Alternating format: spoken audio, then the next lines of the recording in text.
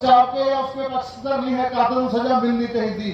पर एक चीज हजम नहीं होती, एक चीज पर विश्वास नहीं किया जा सकता भी कोई पहले क्लास का न्याणा 10वीं के पेपर नहीं होती भी और छोकरे ने इस तरह काम कराया होता।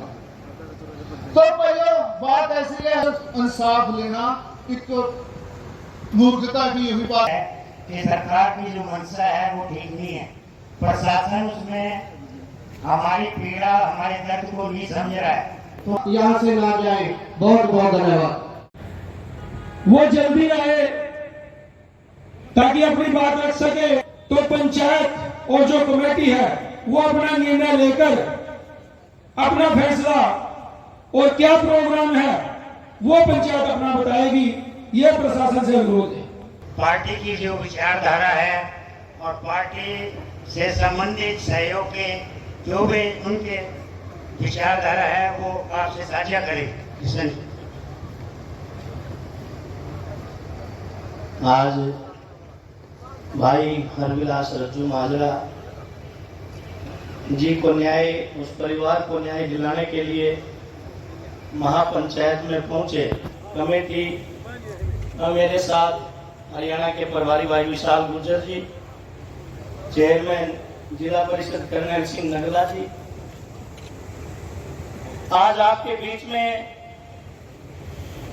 बहुजन समाज पार्टी का प्रदेश अध्यक्ष होने के नाते इस महापंचायत से अपील करने के लिए आए हैं कि सम्मानित बुजुर्गों, भाई हरविलास रज्जू माजरा एक उभरते युवा, एक राजनीतिक सितारा, एक सामाजिक सितारा और एक परिवार के कोहिनूर को परिवार ने खोया है।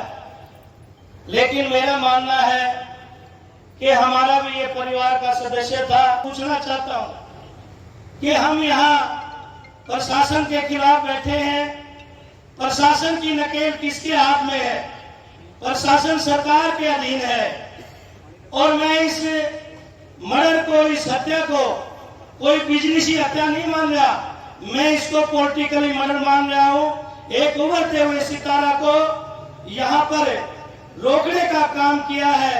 इतने कम समय में इतनी बड़ी पॉपुलैरिटी पाना, इसलिए मैं प्रशासन और शासन को यह चेताने के लिए आया हूं।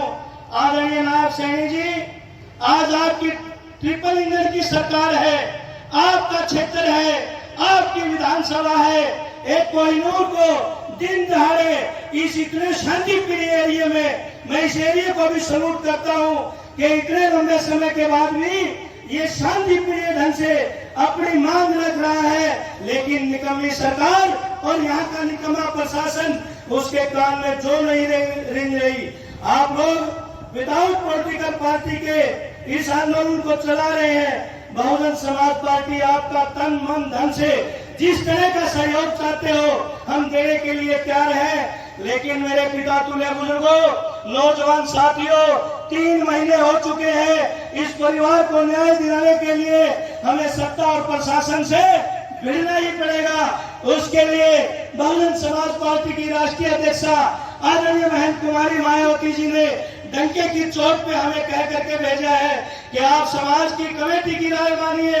अगर वो चाहते हो, परिवार चाहता हो, तो हम अपने पॉलिटिकल प्लेटफॉर्म पर भी चंडीगढ़ में मुख्यमंत्री के घर का घेराव करने के लिए तैयार है। मेरी आप सबसे गुजारिश है, इस पीड़ित परिवार को न्याय दिलाने के लिए हमें प्रशासन से रिक्वेस्ट करने की जरूरत नहीं। इस निकम्मी सरकार से और मुख्यमंत्री से मैं स्पेशल कहने के लिए आया हूं कि आपके गृह क्षेत्र में एक नौजवान की दिन दहाड़े हत्या हो जाती है और आप पूरे प्रदेश में बस अपना खिलखिलाते फिर रहे हैं। हमें शर्म आनी चाहिए।